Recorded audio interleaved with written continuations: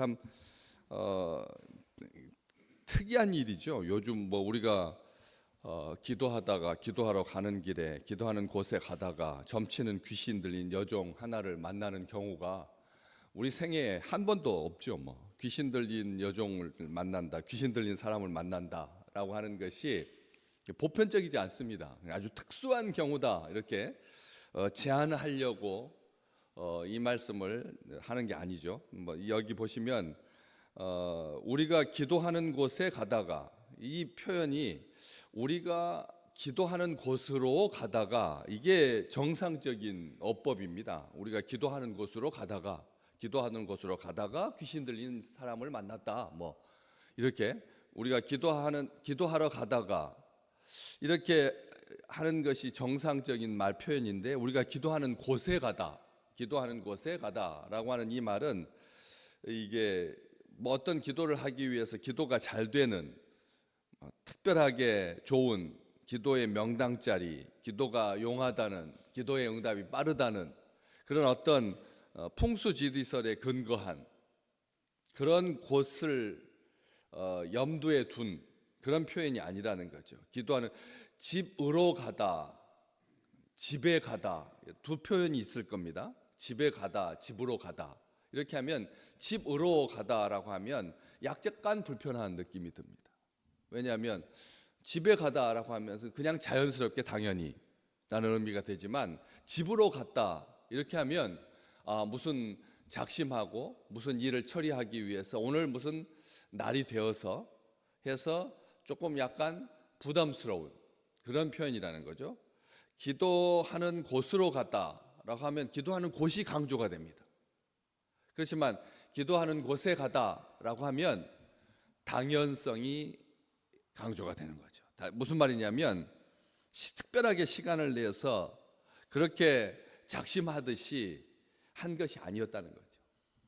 마게도냐에서, 첫 성에서, 빌립보에서 여인들에게 물어봐 가지고 이 기도하기 위해서 시작되었던 그렇게 말트임, 그것으로 말미암아서 하나님을 섬기는 누디아라고 하는 한 여자가 말을 듣고 있다가 주께서 그 마음을 열어주셔서 바울의 말을 따르게 하고 자기 집이 다 세례를 받고, 그리고 청하여서 만일 나를 주 믿는 자로 여기거든 우리 집에 들어와서 유하라 강권하여 머물게 된 그런 하나님의 역사하심, 하나님의 특별한 관심, 하나님의 그런 이 마음을 헤아려서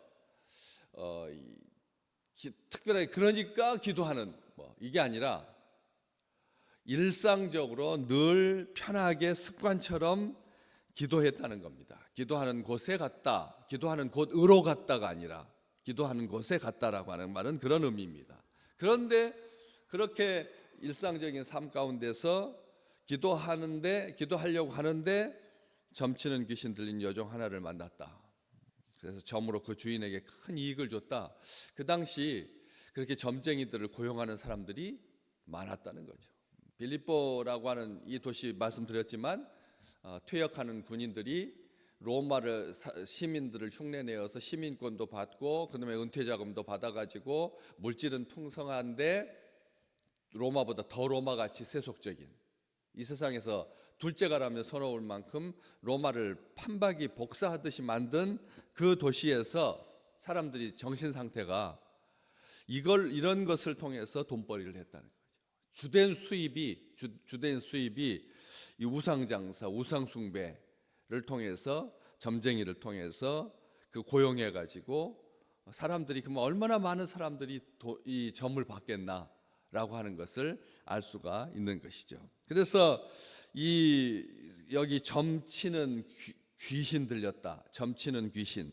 이 귀신이 어떤 귀신이야? 우리가 생각하는, 그냥 여기 성경에서 나오는 우리 주님께서 거라사의 광인, 거라사의 귀신 들린 사람, 또 변화산에서 내려왔을 때 자기 아들 불에도 넘어지고 물에도 넘어졌던 그런 귀신 들린, 똑같은 그런 귀신이라고 하는 표현은 다 똑같은데, 여기에서의 유럽에서의 귀신이니까 그렇잖아요.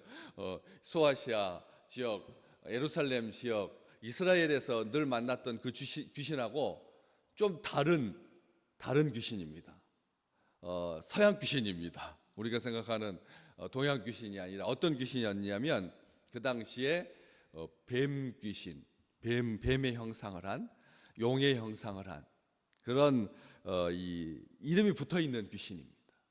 뭐냐면 그 신화에서 나오는 뱀신, 용신의 모양을 흉내낸 귀신이라는 거죠. 그 귀신이 아니라 그 당시에 그 지역에서 유행하고 있는 그런 귀신이, 여기 나오는 귀신은 바로 그런 귀신입니다. 고린도후서 11장에 보면 귀신이 무슨 짓을 하냐면 천사를 가장한다. 천사를 가장하고 의의 일꾼을 가장한다 그랬습니다. 천사가 믿음의 사람들을 제일 속이기 쉬운 귀신이 뭐냐면 천사 귀신, 의의 일꾼을 가장한 귀신이라는 거죠. 정말 귀신은 얼마나 이 맞춤형 전략을 쓰는지, 예수 믿는 사람들한테는 천사로 가장한 귀신, 의의 일꾼을 가장한 귀신이 달라붙고, 그 빌립보 지역에서는 그 지역에서 가장 인기가 있는 귀신이 달라붙어서 귀신은 그렇다는 거죠. 아주 전략적이고, 예수 귀신들이, 예수 믿는 사람들이 그 예수 귀신, 천사 귀신, 의의 일꾼을 가장한 귀신, 저도 만나봤으니까 그런 사람들이 있어요. 그래가지고 소개하는 거예요. 기도하다가 용하다라고 하는, 한번 말해보면 앞에서 다 해석해주는 그 귀신, 그걸로 사람들한테 혹하거든요. 정말 목사의 아들인 저도 그분 앞에서 기도하면 해석을 해준다고 하니까 대단해 보이더라고요. 겉으로는 아주 초라하고 그 외모도 그렇지 않고 평범해 보이는데 소개를 그렇게 하니까 갑자기 숙연해지고, 이제 내가 기도하면 내가 방언으로 기도하는데 내 방언을 통역해 줄 수 있다고 하니까 마음이 다른 사람 대하듯이 되지 않고 아주 겸허해지고요. 겸허해지고 정성을 다해서 기도해야 될 것 같고, 특별하게 하나님 앞에 이분 앞에서는 그냥 내가 편하게 기도해서는 안 되겠구나 싶은, 그때가 벌써 고등학교 1학년 때인가 2학년 때인가였거든요. 그런 분들이 와서 티도 하나도 안 내요. 티도 하나도 안 내고, 그런데도 옆에 있는 사람이 그분을 소개할 때 그렇게 말하니까 이런 마음이 들더라니까. 기독교 안에도 많습니다. 아주 많아요. 우리도 다 한 번쯤은 경험해 봤을 그런 일이다라고. 천사를 가장하고 의의 일꾼임을 가장하는 귀신, 그런 귀신. 여기 바로 그런 신이었는데, 요즘 당선, 입학, 사업, 결혼, 부동산, 몇 자리, 건강, 그리고 주식, 길일, 인생의 모든 것과 관련되어서 점을 쳐줍니다. 정말 대단하죠. 사업만 하는 것이 아니라 이번에 당선될지, 이번에 어느 구로 나가야 되는지, 이번에도 나왔잖아요. 지방에서 계신 분인데 서너 번 당선돼 가지고 이제 험지로 서울에 출마한다. 지방에서 서너 번 당선돼 가지고 이제 험지로 서울에서 나오게 됐다. 이런 이야기를 들으면서 생각해 봅니다. 호기심인가요? 지금 점점 더 점을 좋아해 사람들이. 점점 더 어디까지? 특별하게 제일 지금 급상승하는 세대가 10대, 20대입니다. 옛날 세대들이 점을 많이 보는 것 같은데, 이 젊은 세대로 갈수록 그 비율이 우리가 생각하는 것을 초월할 만큼, 그래서 오죽 말했으면 전 국민의 80% 이상이 지금 점을 보고 있다. 그런데 그 점이 점집 찾아가서 점을 보는 게 아니라 온통 이 신문, 잡지의 운세난을 포함해서 백화점, 언론사에서 운영하는 문화센터의 아주 단골 메뉴가 이게 운세 단골 메뉴라는 거지. 인터넷, 휴대전화, 유료 전화 서비스, 심지어는 기업형 포털 서비스까지의 서비스에서도 이게 돈이 된다는 거예요. 등록 회원이 몇만, 심지어는 등록 회원이 한 100만이 넘는 그 점 보는 그 사이트에 정식으로 등록한 회원이 100만이 넘는다니까. 100만 명이면 여러분 어마어마한 숫자입니다. 그리고 하루에 방문객이 뭐 100만, 뭐 몇십만, 뭐 이거 떠나서 그것은 벌써 몇십 년 전이고, 지금은 방문객들이 하도 많아. 유료 운세 이용객이 100만을 넘어가니까 유료로 돈을 내면서 그 점을 보는 사람이 100만이 넘어가니까. 이게 어떻게 시작되는지 아시죠? 우리나라는 점 보는 사회가 아니었습니다. 우리나라는 점하고 상관이 없는 사회였습니다. 주역이라고 하는 책에서 자기 혼자 공부하다가 주역을 통해 가지고 통계적으로 이런 경우를 만나면 이런 일들이 발생하기 쉽다. 이런 일들을 만나면 자꾸 눈에서 이렇게 벌레 같은 것이 이렇게 기어가는 그런 이게 느껴진다 싶으면 또 뭐가 어떻다, 뭐 이런 식으로 평상시 또 갑자기 귀가 솔깃해지시지 마시고요. 이런 일들이 주역을 통해서 스스로 예측하는 상업적인 역술인이 조선시대, 일제시대에 지나면서 손에 꼽을 만큼 작았습니다. 상업적인 역술인이 전체 나라에서 손꼽을 정도로 작았다는 거예요. 그런데 한국 전쟁을 지나면서 부산 영도다리 밑에 80명의 맹인 역술인이 노상 점집을 개업하고 80명이 그 맹인들이, 그런 역술인이 영도다리 밑에 노상 점집 그 허름하게 천막으로 해놓고 점집을 개혁하고, 그때부터 이제 시작되는 거예요. 우리나라가 그때부터 시작되는 거예요.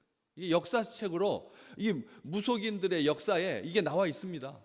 영도다리 밑에 80명의 시각 장애인 이 점쟁이들이 노상 점집을 차려 가지고 개업을 해서 시작되어 가지고 확산되기 시작하더니 지금은 온통 다 점쟁이. 그 등록된 무속인만 60만 명이니까.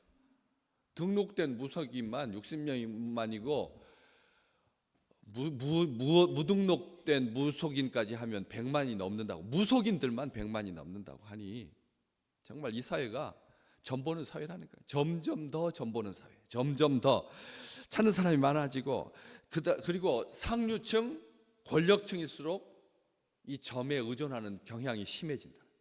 상류층으로 갈수록. 정말 이 사회가 예수 믿는 사람들이 많고 기독교 사회고 선교 열심히 하고 새벽 기도하고 십자가가 그냥 무덤의 비석처럼 많고, 이렇게 생각하기 쉽잖아요.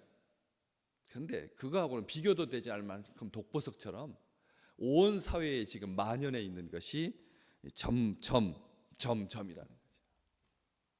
무속인들이 30만 명이 50만 명이 넘어가니까, 무속인, 점치는 사람 말고 무속인들이 그 정도면 어떻습니까? 뭐 신학생들이 너무 많아가지고 큰일입니다. 이것은 그냥 코하는 소리 정도밖에 안 된다니까요. 온통 점 보는 사회라는 거죠. 신명기 18장 우리 주님께서 용납하지 마라. 이것을, 점 보는 것을 용납하지 마라 하면서 우리 하나님께서 이렇게 알려주신, 모세를 통해서 알려주신 그 점과 관련된 업적이 저는 이렇게 많은 줄은 처음 알았어요. 여기 보시면 자녀를 불 가운데로 지나가게 하는 자, 이거 우리는 점하고는 전혀 상관이 없잖아요. 점하고 상관이 없죠. 옛날 정말 몰렉신한테 그런 다윗이 그 사회의 분위기를 하나님 앞에 고백하면서 내 자녀를 주님 앞에서 불 가운데로 지나가게 할지라도, 뭐 이렇게 표현을 쓸 만큼 그 당시에 만연해 있었던 거죠. 그런데 이게 자녀를 불 가운데로 지나가게 하는 자, 이게 무슨 점하고 무슨 상관이 있을까 하는데, 그게 다 그 귀신과 연관된 그런 일이야. 귀신이 씌우면 자녀를 불 가운데로 지나가게 한다는 거예요. 불 가운데로 지나가게 하는 자, 점쟁이, 이제 우리가 다 아는 점쟁이. 그 다음에 길흉을 말하는 자, 분류하고 있어요. 점쟁이하고 기륭을 말하는 자, 또 요술하는 자, 무당, 진언자라고 하는 표현을 우리가 지금 안 쓰잖아요. 그런데 진언자하고 초혼자하고 분류하고 있는데 같은 말이죠. 무슨 말이냐면 죽은 사람의 영혼을 불러내서 이게 우리가 지금 복합적인데 죽은 사람을 불러내가지고 사람들을 미혹하는 자입니다. 사울을 미혹했던 아시잖아요. 사무엘의 영혼을 불러 올렸던 그 엔돌의 귀신 들린 여자. 바로 이게 진언자, 그 다음에 신접자, 그리고 박수, 초혼자. 이게 하나, 둘, 셋, 넷, 다섯, 여섯, 일곱, 여덟, 9명. 우리가 지금 이렇게 그러니까 그 당시에 하나님께서 이 인류의 역사를 통해서 사람들이 이런 다양한 귀신 들린 귀신과 신접해가지고 귀신하고 접해서 영매가 되어서 귀신의 이 중간 매체가 되는 거죠. 사람이. 참 그러면 어떻게 돼요? 사람이 비참해집니다. 귀신의 자기가 중매자가 되면, 중개자가 되면 사람이 아닌 거잖아요. 작두 위에서 춤을 추고 불 가운데로 지나가고, 그 다음에 자기 막 살을 뜯어내고 머리카락을 뽑고 별짓을 다 하잖아요. 그렇게 괴롭히는 거거든요. 이런 하나님께서 뭐라고 하시냐면 용납하지 마라 그랬습니다. 진언, 초혼 같은 개념, 죽은 자를 불러내서 사람을 유혹하는데 그 신명기 18장 9절에서부터 11절까지 그렇게 나오고 13절에 보면 뭐라고 되어 있느냐면 너는 내 하나님 앞에서 여호와 앞에서 완전해라 이렇게 말합니다. 우리가 지금 우리 삶이 어떠십니까? 우리 삶이 완전하라, 하나님 앞에 완전하라 라고 하는 뜻이 그런 귀신 들린 사람들한테 의존하지 말고 그 귀신의 점에 의지하지 말고. 우리는 안 그렇잖아요. 전혀 안 그렇잖아요. 전혀 그거 생각도 하지 않는데도 하나님 앞에 그 완전한 길이 이게 쉽지 않은 길이니까 사람들이 그렇게 마음이 든다는 거예요.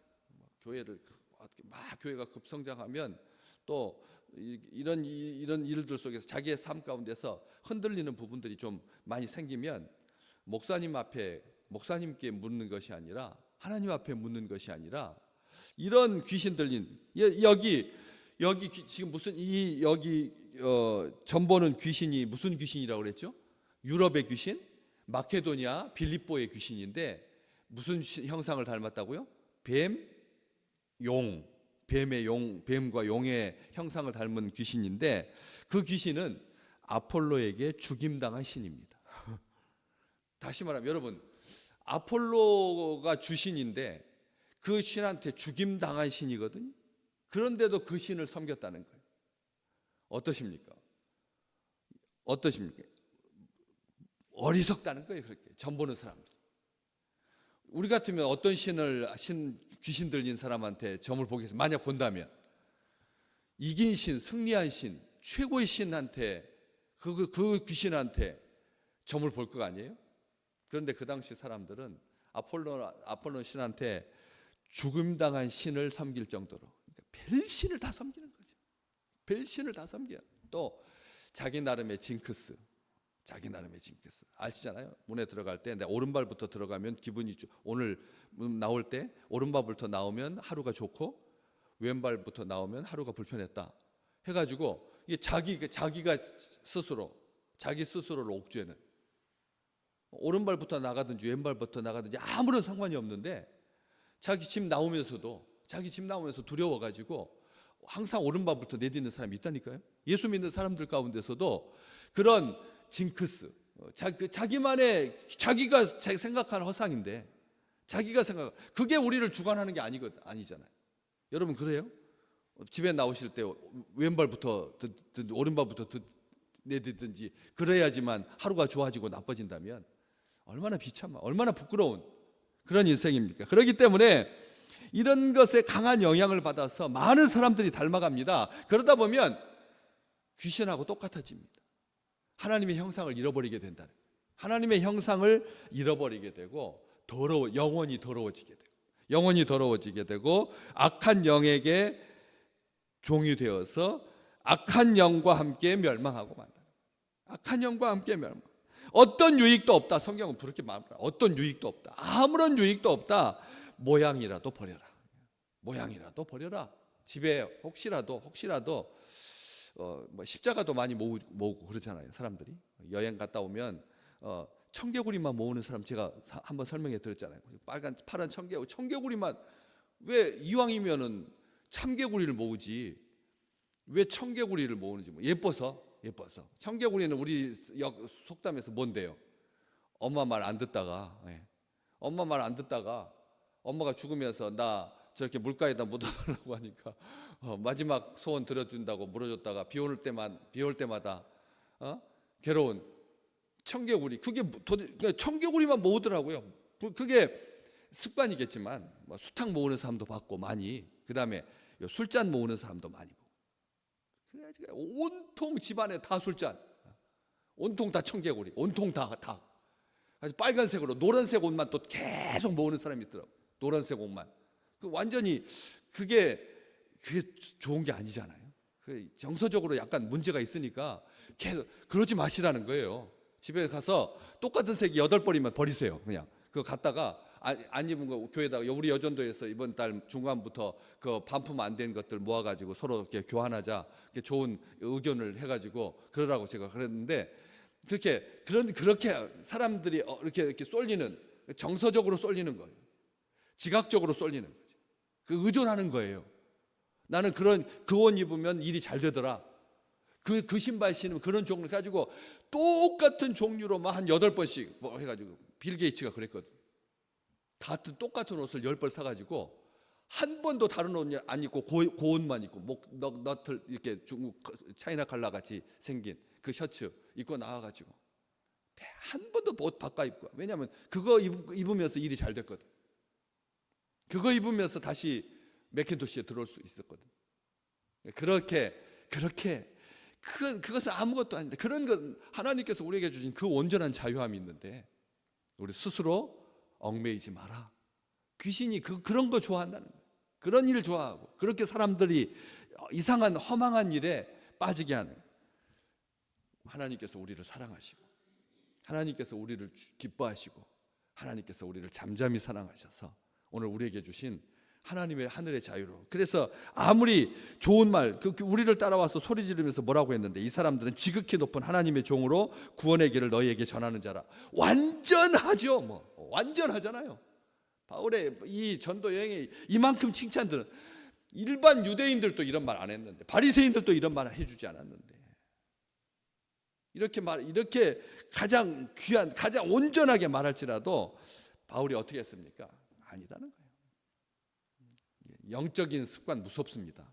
영적인 습관도 굉장히 무서워요. 영적인 습관도 무서운데, 우리 주님께서 가지셨던 영적 습관은 2가지. 기도하는 습관, 그리고 안식일이면 회당에 가서 말씀 듣는 습관. 이게 습관이었지 않습니까? 이게 우리가 주님의 습관 2가지만 성경에 기록되어 있습니다. 우리에게 유익한 습관이 있습니다. 오늘도 하나님의 말씀으로 살고, 하나님 앞에 기도로 살고, 그래서 하나님 앞에 기쁨이 되고, 하나님 앞에 자랑이 되고, 참 자유함으로 가득한 귀한 날 되시기를 주의 이름으로 축복합니다.